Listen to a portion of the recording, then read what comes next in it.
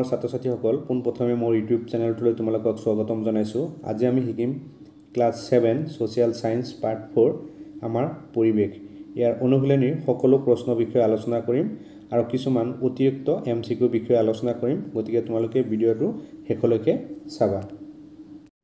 অনুশীলনীৰ 1 number প্ৰশ্নটো আছে উত্তৰ লিখা। ক নম্বৰত আছে পৰিৱেশ মানে কি? ইয়াৰ আনসাৰ হ'ব পৰিৱেশ মানে হ'ল আমাৰ চাৰিওফালৰ উপাদানবিলাকৰ সমন্বয়ত গঢ়ি উঠা এক স্বাভাৱিক অৱস্থা। এইটো হ'ল ক নম্বৰৰ এনসাৰ। খ নম্বৰ প্ৰশ্নটো আছে পৰিৱেশ কেই প্ৰকাৰ আৰু কি কি উদাহৰণ দি লিখা।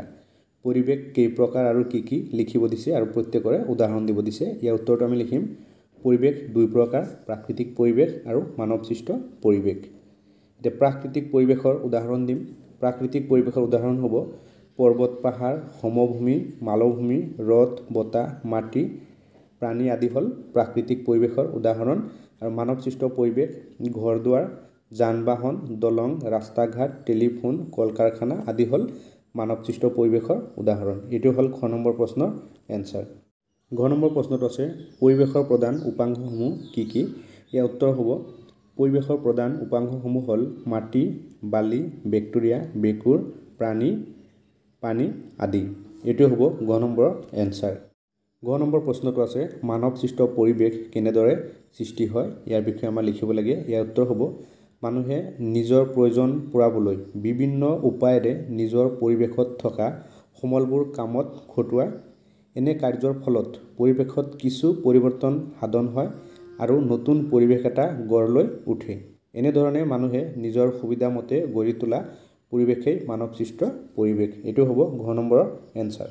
2 নম্বৰ প্ৰশ্নটো আছে শুদ্ধ উত্তৰত ৰাইট চিন দিয়া। ক নম্বৰ প্ৰশ্নটো আছে কোনটো মানৱসৃষ্ট পৰিৱেশৰ উপাদান নহয়? 1 নম্বৰত দিয়া আছে মাটি, 2 নম্বৰত দিয়া আছে শিক্ষা অনুষ্ঠান, 3 নম্বৰত দিয়া আছে পৰিবহণ ব্যৱস্থা। এতিয়া ইয়াৰ শুদ্ধ উত্তৰটো হ'ব অপশ্যন 1 মাটি। কাৰণ শিক্ষা অনুষ্ঠানটো কি হয়? মানৱসৃষ্ট উপাদান হয় আৰু পৰিবহণ ব্যৱস্থাটো কি হয়? মানৱসৃষ্ট উপাদান হয়। কিন্তু আমাৰ প্ৰশ্নটো কি কৈছে তলৰ কোনটো মানৱসৃষ্ট পৰিৱেশৰ উপাদান নহয়? ইয়াৰ এনসাৰটো হ'ব মাটি। খ নম্বৰ প্ৰশ্নটো আছে কোনটো প্ৰাকৃতিক পৰিৱেশৰ উপাদান নহয়? অপশ্যন 1ত দিয়া আছে পৰ্বত, অপশ্যন 2ত দিয়া আছে ঘৰ, অপশ্যন 3ত দিয়া আছে নদী।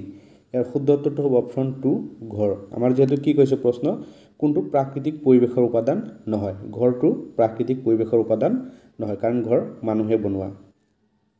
ঘ নম্বৰ প্ৰশ্নটো আছে তলৰ কোনবোৰে পৰিৱেশৰ ক্ষতি কৰে? ইয়াত 5টা অপশ্যন দিয়া আছে। এই 5টা অপশ্যনৰ কোনকেইটাই পৰিৱেশৰ ক্ষতি কৰে সেইকেইটা আমাৰ লিখিব লাগে। অপশ্যন 1 নম্বৰত আছে গছ গছনি, অপশ্যন 2ত আছে কল কাৰখানাৰ আৱৰ্জনা, অপশ্যন 3ত আছে খাদ্য শস্যৰ বৃদ্ধি, অপশ্যন 4ত আছে জনসংখ্যা বৃদ্ধি, অপশ্যন 5ত আছে জীৱ জন্তু নিঃশ্বাস ফলে। এইকেইটাৰ ভিতৰত কোনকেইটাই আমাৰ পৰিৱেশৰ ক্ষতি কৰে সেইকেইটা আমি লিখিব লাগে। ইয়াৰ এনসাৰটো হ'ব অপশ্যন 2 কল কাৰখানাৰ আৱৰ্জনা, অপশ্যন 4 জনসংখ্যা বৃদ্ধি, অপশ্যন 5 জীৱ জন্তু নিঃশ্বাস ফলে। এইটো হ'ব ইয়াৰ এনসাৰ। 3 নম্বৰ প্ৰশ্নটো আছে বাওঁফালৰ সৈতে সোঁফালৰ মিল থকা অংশ চিনেৰে মিলোৱা। তাৰমানে এইটো আমাৰ বাওঁফালৰ লগত সোঁফাল মিলাব লাগে। এতিয়া আমি বাওঁফালৰ লগত সোঁফাল মিলাই লিখিব লাগিব। বাওঁফালৰ ক নম্বৰত আছে আমাৰ চৌপাশ। এইটো কাৰ লগত মিলিব? সোঁফালৰ মিলাই লিখিব লাগিব। খ নম্বৰত আছে জলমণ্ডল, জলমণ্ডলটো সোঁফালৰ কোনটোৰ লগত মিলিব? মিলাই লিখিব লাগিব। ঘ নম্বৰত আছে স্থলমণ্ডল, স্থলমণ্ডলটো সোঁফালৰ কাৰ লগত মিলিব? মিলাই লিখিব লাগিব। আৰু ঘ নম্বৰত আছে জীৱমণ্ডল, জীৱমণ্ডল সোঁফালৰ কোনটোৰ লগত মিলিব? আমি মিলাই লিখিব লাগিব। আৰু ঙ নম্বৰত আছে বায়ুমণ্ডল, বায়ুমণ্ডল কাৰ লগত মিলিব? সেইটো আমি মিলাই লিখিব লাগিব। এতিয়া এনসাৰটো আমি লিখিম আমাৰ চৌপাশ মিলিব পৰিৱেশৰ লগত। তাৰপিছত জলমণ্ডল, জলমণ্ডল মিলিব পানীৰ লগত, স্থলমণ্ডল মিলিব মাটিৰ লগত, আৰু জীৱমণ্ডল মিলিব জীৱ জগত, আৰু বায়ুমণ্ডল মিলিব বায়ুৰ লগত। এইটো হ'ব ইয়াৰ এনসাৰ। 4 নম্বৰ প্ৰশ্নটো আছে জৈৱিক উপাংশৰ উপাদানসমূহ কেনেদৰে পৰিৱেশত বৰ্তি থাকে? 80টামান শব্দৰ ভিতৰত লিখা। ইয়াৰ এনসাৰ হ'ব জৈৱিক উপাংশৰ সকলো উপাদানেই এটাৰ ওপৰত আনটো নিৰ্ভৰ কৰি পৰিৱেশত বাচি থাকে।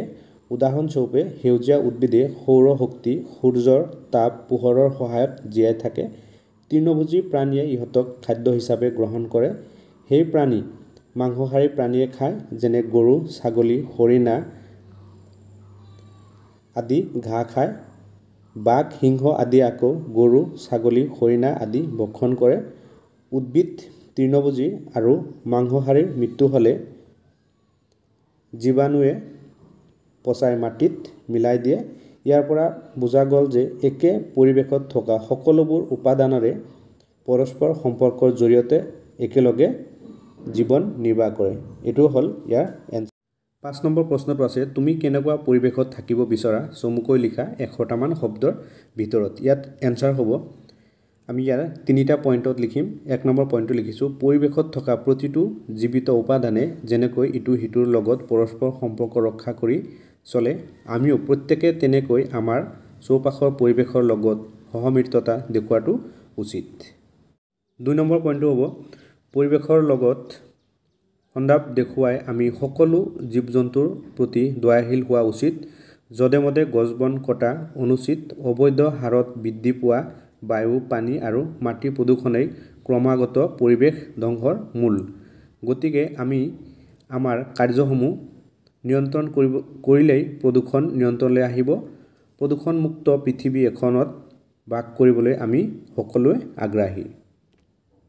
3 নম্বৰ পইণ্টটো হ'ব, আমি সম্পদৰ বহনক্ষমতাৰ ওপৰতো দৃষ্টি ৰখা উচিত। আমাৰ হাতত থকা সমল বা সম্পদবোৰৰ এনেধৰণে ব্যৱহাৰ কৰা উচিত যাতে সেয়াই ভৱিষ্যত প্ৰজন্মৰ বাবে সংৰক্ষিত হৈ থাকে। এইটো হ'ব 5 নম্বৰ প্ৰশ্নৰ এনচাৰ। এতিয়া কিছুমান ইম্পৰ্টেণ্ট MCQ বিষয়ে আলোচনা কৰিম। 1 নম্বৰ প্ৰশ্নটো আছে, মাংসহাৰী প্ৰাণীক কি বুলি কোৱা হয়? অপশ্যন এত আছে সৰ্বভোজী প্ৰাণী, অপশ্যন বিত আছে প্ৰথম উপভোক্তা, অপশ্যন চিত আছে দ্বিতীয় উপভোক্তা। ইয়াৰ শুদ্ধ উত্তৰটো হ'ব অপশ্যন চি, দ্বিতীয় উপভোক্তা। 2 নম্বৰ প্ৰশ্নটো আছে, পৃথিৱীৰ উপৰিভাগ আগুৰি থকা টান খোলটো কি? অপশ্যন এত আছে জলমণ্ডল, অপশ্যন বিত আছে স্থলমণ্ডল, অপশ্যন চিত আছে জীৱমণ্ডল। ইয়াৰ শুদ্ধ উত্তৰটো হ'ব অপশ্যন বি, স্থলমণ্ডল। 3 নম্বৰত আছে, স্থলমণ্ডলৰ ওপৰৰ তৰফটো কিহেৰে আবৃত? অপশ্যন এত আছে মাটি, অপশ্যন বিত আছে পানী, অপশ্যন চিত আছে বায়ু। ইয়াৰ শুদ্ধ উত্তৰটো হ'ব অপশ্যন এ, মাটি। 4 নম্বৰত আছে, পৃথিৱীক আৱৰি থকা বায়ুৰ পাতল আৱৰণটো কি? অপশ্যন এত আছে বায়ুমণ্ডল, অপশ্যন বিত আছে আগ্নেয়গিৰি, অপশ্যন চিত আছে জলপ্ৰপাত। ইয়াৰ শুদ্ধ উত্তৰটো হ'ব অপশ্যন এ, বায়ুমণ্ডল। 5 নম্বৰত আছে, অসমত কি কাৰণত চিৰসেউজীয়া গছৰ অৰণ্য দেখা যায়? অপশ্যন এত আছে অসমত উদ্ভিদৰ পৰিমাণ বেছি বাবে, অপশ্যন বিত আছে মৌচুমী জলবায়ুৰ অন্তৰ্গত হোৱাৰ বাবে, অপশ্যন চিত আছে বিভিন্ন বনাঞ্চল থকাৰ বাবে। ইয়াৰ শুদ্ধ উত্তৰটো হ'ব অপশ্যন বি, মৌচুমী জলবায়ুৰ অন্তৰ্গত হোৱাৰ বাবে। এইটো হ'ব ইয়াৰ এনচাৰ। 6 নম্বৰত আছে, পৰিৱেশৰ অজৈৱিক উপাংশবোৰ কি কি? অপশ্যন এত আছে বায়ু, মাটি, পানী, অপশ্যন বিত আছে চন্দ্ৰ, সূৰ্য, পৃথিৱী, আৰু অপশ্যন চিত আছে নদী, সাগৰ, মহাসাগৰ। ইয়াৰ শুদ্ধ উত্তৰটো হ'ব অপশ্যন এ, বায়ু, মাটি, পানী। 7 নম্বৰত আছে, মানুহে নিজে নিজৰ বাবে সৃষ্টি কৰা পৰিৱেশক কি বোলে? অপশ্যন এত আছে প্ৰাকৃতিক পৰিৱেশ, অপশ্যন বিত আছে মানৱ সৃষ্টি পৰিৱেশ, অপশ্যন চিত আছে ওপৰৰ এটাও নহয়। ইয়াৰ শুদ্ধ উত্তৰটো হ'ব অপশ্যন বি, মানৱ সৃষ্টি পৰিৱেশ। 9 নম্বৰত আছে, মানুহে সকলো কাৰ্যৰ বাবে কাৰ ওপৰত নিৰ্ভৰশীল? অপশ্যন এত আছে উদ্ভিদ, অপশ্যন বিত আছে প্ৰাণী, অপশ্যন চিত আছে পৰিৱেশ। ইয়াৰ শুদ্ধ উত্তৰটো হ'ব অপশ্যন চি, পৰিৱেশ। মানুহে সকলো কাৰ্যৰ বাবে পৰিৱেশৰ ওপৰত নিৰ্ভৰশীল। 9 নম্বৰত আছে, প্ৰথম উপভোক্তা বুলি কাক কোৱা হয়? অপশ্যন এত আছে মানুহ, অপশ্যন বিত আছে জীৱ-জন্তু, অপশ্যন চিত আছে তৃণভোজী প্ৰাণী। ইয়াৰ শুদ্ধ উত্তৰটো হ'ব অপশ্যন চি, তৃণভোজী প্ৰাণীক। তৃণভোজী প্ৰাণীক প্ৰথম উপভোক্তা বুলি কোৱা হয়। 10 নম্বৰত আছে, আমাক সূৰ্যৰ ক্ষতিকাৰক প্ৰখৰ ৰশ্মিৰ পৰা কোনে বচায়? অপশ্যন এত আছে প্ৰাণীয়ে, অপশ্যন বি আছে বতাহে, অপশ্যন চি আছে বায়ুৱে। ইয়াৰ শুদ্ধ উত্তৰটো হ'ব অপশ্যন চি, বায়ুৱে। 11 নম্বৰ প্ৰশ্নটো আছে, স্থলমণ্ডল স্তৰটো কিহৰ দ্বাৰা গঠিত? অপশ্যন এ শিল আৰু মণিক, অপশ্যন বিত আছে মাটি, অপশ্যন চিত আছে ওপৰৰ এটাও নহয়। ইয়াৰ শুদ্ধ উত্তৰটো হ'ব অপশ্যন এ, শিল আৰু মণিক।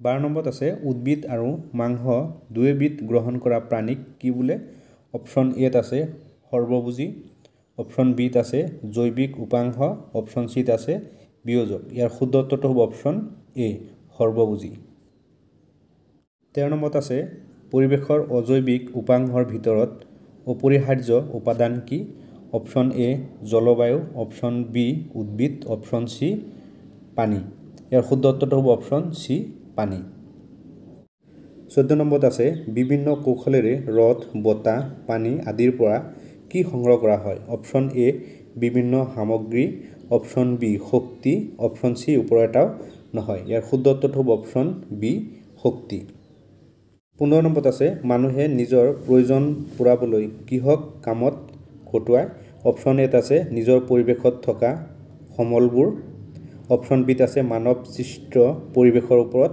অপশ্যন চিত আছে ওপৰৰ এটাও নহয় ইয়াৰ শুদ্ধ উত্তৰটো হ'ব অপশ্যন এ নিজৰ পৰিৱেশত থকা সমলবোৰ 16 নম্বৰত আছে পৰিৱেশত থকা জৈৱিক উপাদানবোৰ কাৰ ওপৰত নিৰ্ভৰশীল অপশ্যন এত আছে স্থলভাগৰ ওপৰত অপশ্যন বিত আছে দক্ষিণ পশ্চিম মৌচুমী বতাহৰ ওপৰত আৰু অপশ্যন চিত আছে ওপৰৰ এটাও নহয় ইয়াৰ শুদ্ধ উত্তৰটো হ'ব অপশ্যন এ স্থলভাগৰ ওপৰত 17 নম্বৰত আছে কাৰ্বি পাহাৰৰ মানুহে জুম পদ্ধতিৰে খেতি কৰে অপশ্যন এত আছে শুদ্ধ অপশ্যন বিত আছে অশুদ্ধ অপশ্যন চিত আছে ওপৰৰ এটাও নহয় ইয়াৰ শুদ্ধ উত্তৰটো হ'ব অপশ্যন এ শুদ্ধ কাৰ্বি পাহাৰৰ মানুহে জুম পদ্ধতিৰে খেতি কৰে 18 নম্বৰত আছে মানুহৰ লগতে পৰিৱেশৰ সকলো উপাদানৰ মাজত নিবিড় সম্পৰ্ক আছে এটো শুদ্ধ নে অশুদ্ধ আমাৰ নিৰ্ণয় কৰিব লাগে এটা শুদ্ধ বুলি দিয়া আছে এটা অশুদ্ধ বুলি দিয়া আছে ইয়াৰ এনসাৰটো হ'ব শুদ্ধ তাৰমানে মানুহৰ লগতে পৰিৱেশৰ সকলো উপাদানৰ মাজত নিবিড় সম্পৰ্ক আছে এটো হ'ল শুদ্ধ 19 নম্বৰত আছে বৰ্তমান কাৰ্বন ডাই অক্সাইড গেছ বৃদ্ধি হৈ থকা বাবে পৰিৱেশৰ উত্তাপ বাঢ়িছে এটো হ'ব শুদ্ধ তাৰমানে বৰ্তমান কাৰ্বন ডাই অক্সাইড গেছ বৃদ্ধি হৈ থকা বাবে পৰিৱেশৰ উত্তাপ বাঢ়িছে এটো শুদ্ধ 20 নম্বৰ প্ৰশ্নটো আছে অজৈৱিক উপাদানসমূহৰ ভিতৰত জলবায়ুৰ প্ৰভাৱ যথেষ্ট এটো শুদ্ধ নে অশুদ্ধ আমি নিৰ্ণয় কৰিব লাগে অজৈৱিক উপাদানসমূহৰ ভিতৰত জলবায়ুৰ প্ৰভাৱ যথেষ্ট বেছি এটো হ'ল শুদ্ধ